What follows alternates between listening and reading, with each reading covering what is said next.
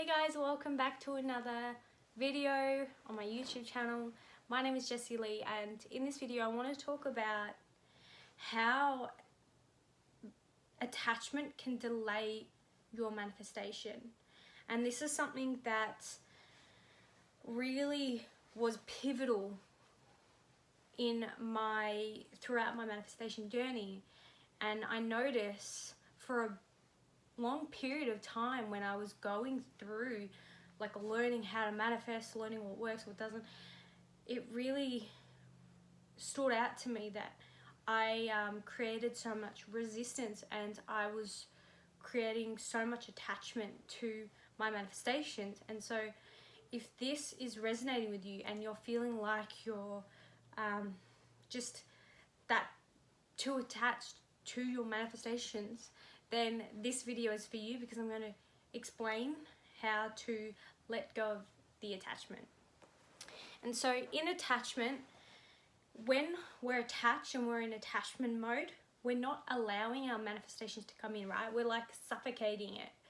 And if we're suffocating it and we've got closed arms and we're like in kind of defense mode in a way, then we're not allowing our manifestations to come to us, right? We're suffocating it.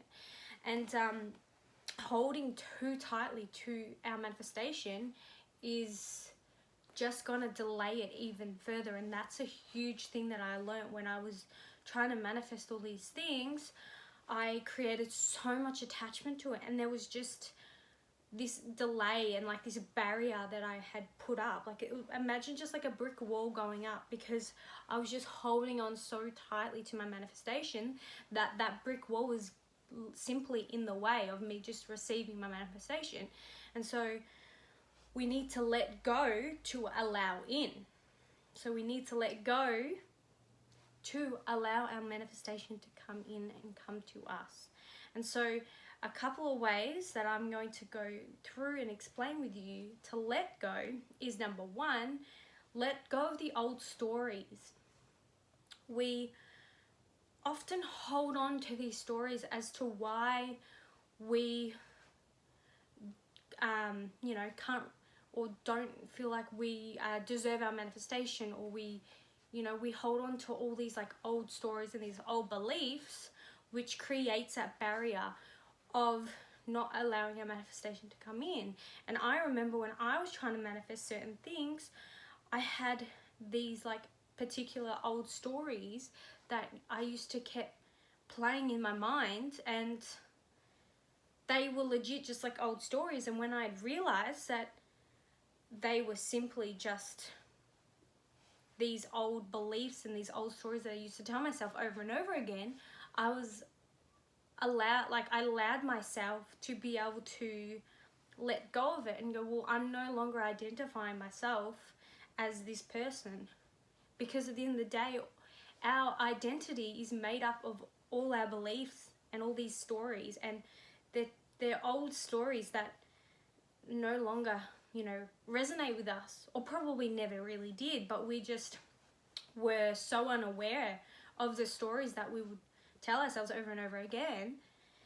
And so, we would continuously tell these stories, but when we get to a point, and specifically when we're trying to manifest, these old stories come up, and all these stories that come up that no longer align with us and that are just old shit that we used to tell ourselves. And so we need to allow ourselves to recognize that they're just old beliefs, old stories that we used to tell ourselves, and they are no longer our truth, they're no longer our identity, and we can simply let go of them and choose the stories that we want. Because we can choose any story at any given moment. We can be whoever we want at any given moment. And so, I'm so sorry, this is a corset and it's really tight. So I'm like struggling to breathe. So for example, if you're wanting to start a new business and you keep bringing up the story that you're going to fail, and maybe that's because maybe you had started a business, or maybe you had started something in the past and it didn't quite work out the way you wanted it to. But again, that's like an old story. It's not your truth, it's not your belief. It's just an old story that we used to tell ourselves. And it doesn't have to be the current, right? Like with your when you're manifesting a business, or when you're trying to start a business, there's actually no such thing as failure. And there's no such thing as failure, it's only feedback. And so if something didn't work out before, it just means that, you know, there was probably a different way that you could have done it. Maybe the way that you're doing it just wasn't the right way, or there's so many, you know, explanations depending on what it was, or what it is that you were trying to do, but there's no such thing as failure. The only way it is classified as failure is if you don't try it again. Does that make sense? So there's no way of failure or failing, I can't say that word properly, unless you don't give it another go or you don't try it another way. So failure just means feedback. If something doesn't work out, it just means it's feedback. But we get taught at a young age that if we don't do something right, we're failing. Like in school, if we aren't getting good grades, then we're failing. Like it's just beliefs and stories. At the end of the day, it's not really the truth. And another example is in a relationship. If you feel like you are never going to be able to be in a relationship, or no one's ever going to be able to love you, then maybe in your past, or maybe when you were younger, maybe you just never received the love from your parents. So as you grew up, you felt unloved, because everything's just feeling, right? Everything that we go through, we associate with feelings and we give meaning to it. So if we never receive the love when we grow up, then we create stories in our head that we feel unloved.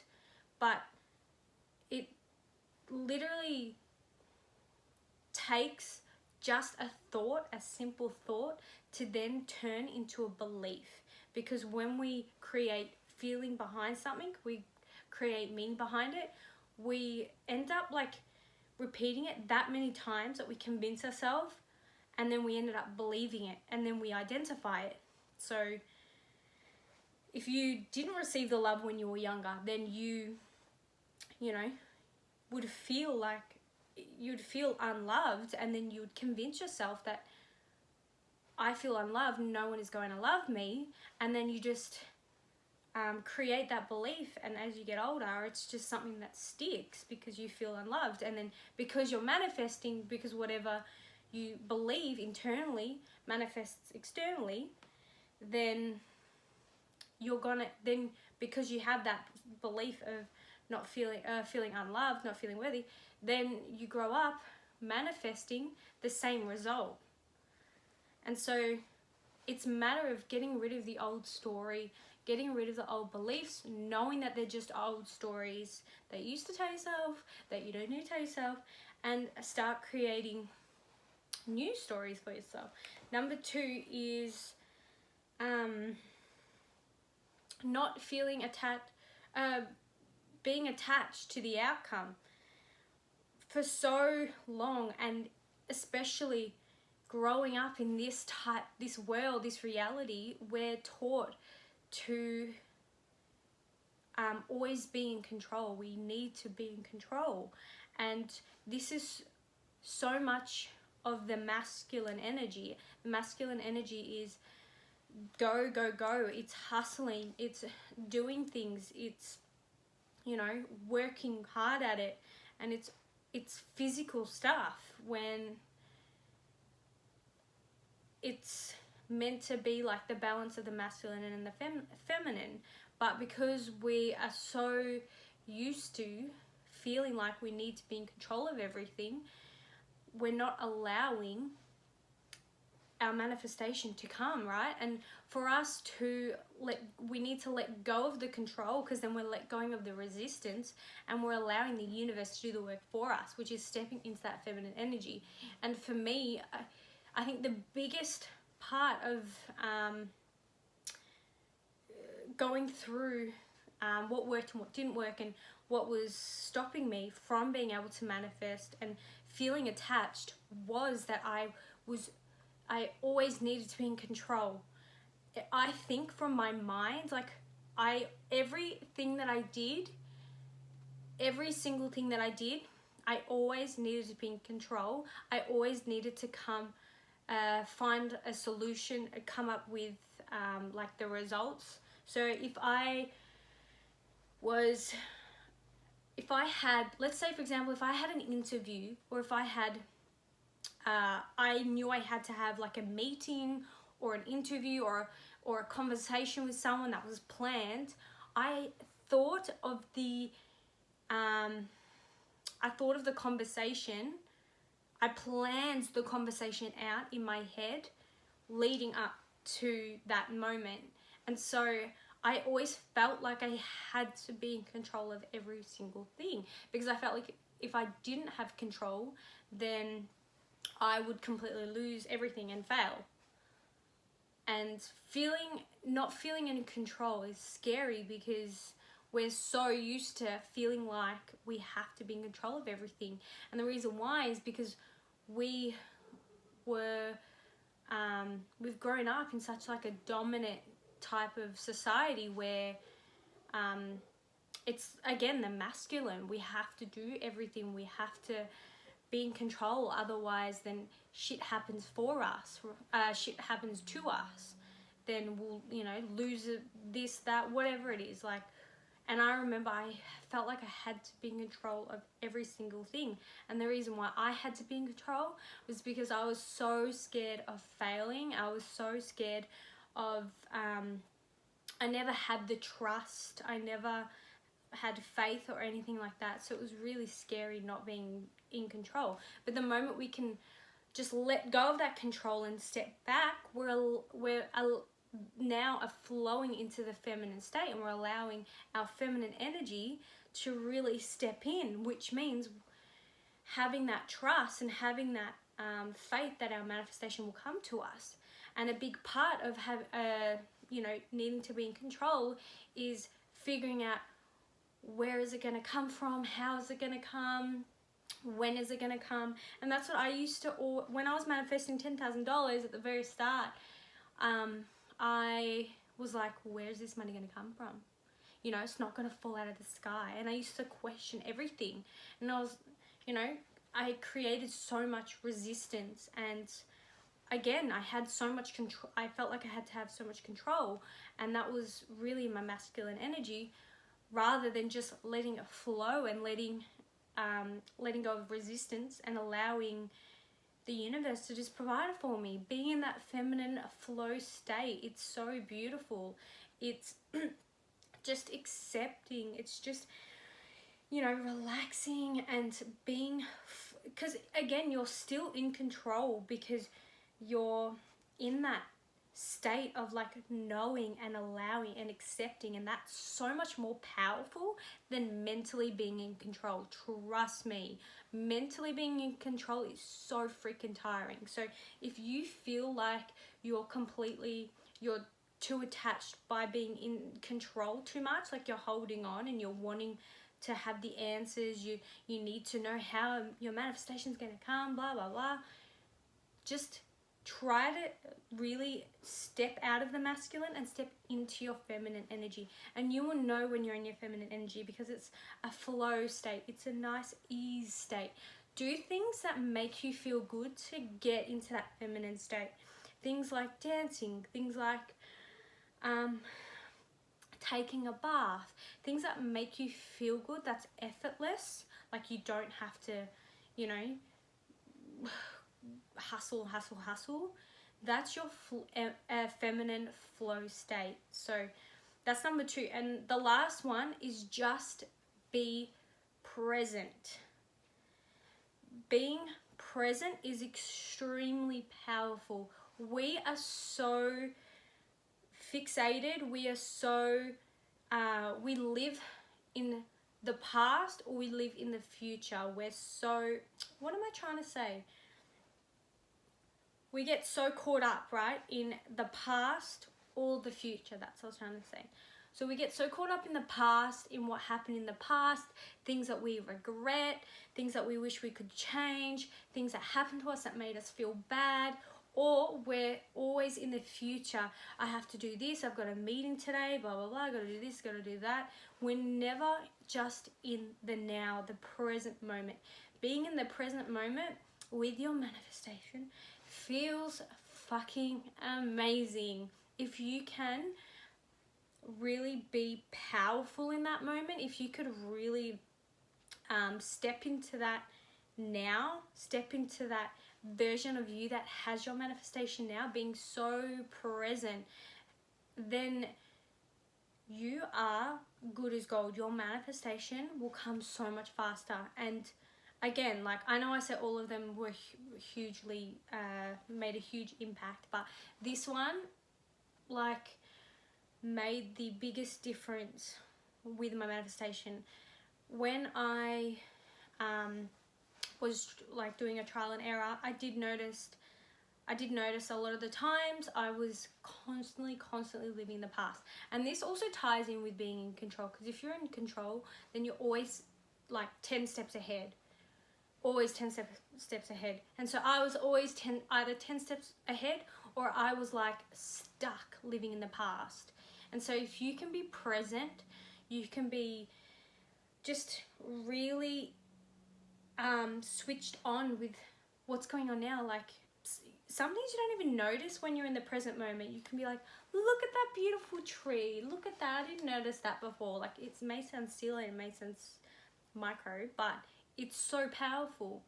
And being in the now, being present is so freaking important, because when you're present and you're just feeling so much in that flow state, in that feminine energy, being so present, you're allowing your manifestation to come in. So I hope this has helped. Let me know if any of those 3 things that I suggested helped, because for me, the main thing was the control. Attaching to the outcome and feeling like I needed to be in control was probably the biggest thing for me. So if any one of those 3 resonated with you, and maybe you felt like, you know, one of those 3 things you were doing, you were kind of guilty of, which is completely fine, then let me know, because I'd love to know what kind of resonated with you. I also have one-on-one coaching available to help you let go of the old stories, to help you feel present, and to really embody the feminine energy. The feminine energy is so freaking potent. It's so powerful. And another thing I want to add with the feminine energy, it all depends as well on your human design. Like, I'm so big on human design. I only learned that kind of recently, and when I found out what my human design was, it completely changed the game. It kind of answered all my questions. And because if you're someone that is like so go, go, go, and you struggle to be in the feminine state, to be in that feminine flow energy, then you'll be a particular human design type. Maybe you're a manifesting generator or a generator. But if you're too far, if you feel like sometimes you're too far in the feminine energy and you're just in the flow state, and that was me, like when I only like a couple months ago with my business, and you know, I was trying to manifest and do all these things, I realized like I was so caught up in just like daydreaming in the feminine energy, that I realized that there was no balance of like taking the required action. And that was because I was a projector. So your human design also plays a big part, because your human design is all around energy. So I'd suggest learning about that, or if you like, I'll do a video on human design. I think I'll do one anyway. But if you are looking for one-on-one coaching, or if you're needing help, then I'll leave the link below, and you can click on the link to book in a call. But I will see you next time. Thank you for staying all the way to the end. Bye.